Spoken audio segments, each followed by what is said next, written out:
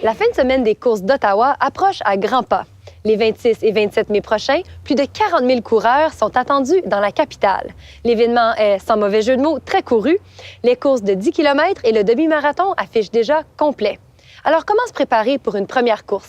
C'est la question que Ruby a posée à Jolène Savoie, entraîneuse et coureuse. Ce que j'aime des longues distances, c'est que ça donne vraiment la chance de, disons, te retrouver un peu avec toi-même, de penser à plein de choses. Puis c'est quand je cours des longues distances que j'ai les meilleures idées puis qu'on dirait que la créativité sort.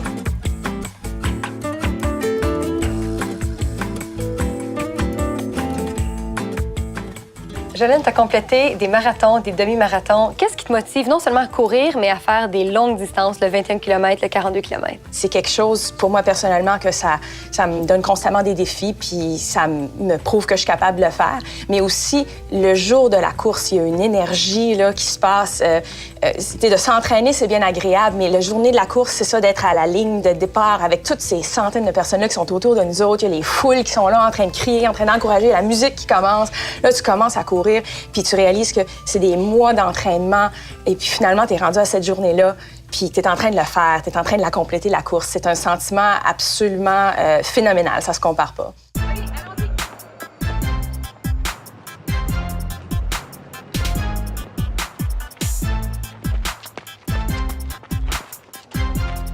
Il reste à peu près 2 mois pour ceux qui veulent courir dans la fin de semaine de course au mois de mai. Alors, qu'est-ce que ça prend pour courir un 5 km, un 10 km? À quoi ressemble l'entraînement? Bien, ça va dépendre si on a déjà une base. Alors, si on ne court pas d'avance, il va falloir commencer à courir et puis bâtir un petit peu cette base physique-là. Alors, courir au moins 3 fois semaine. Et puis, si on ne court pas, donc ça serait de vraiment commencer avec des plus petites distances et puis d'augmenter à chaque semaine. Ici, dans les cliniques qu'on enseigne, on recommande justement de commencer en combinant la marche avec la course. Alors, disons, quelqu'un qui ne court pas va commencer en marchant 1 minute et en courant 1 minute pour une durée de 20 minutes. Puis ensuite de ça, la deuxième semaine, tu vas augmenter à courir 2 minutes, marcher 1 minute, courir 3 minutes, marcher 1 minute. Et puis c'est à chaque semaine qu'on va augmenter comme ça. Et puis à la fin, on va pouvoir courir 10 minutes en prenant 1 minute de marche entre les 10 minutes de course. OK. Je suis pas encore rendue là, mais un jour. On commence pas par pas.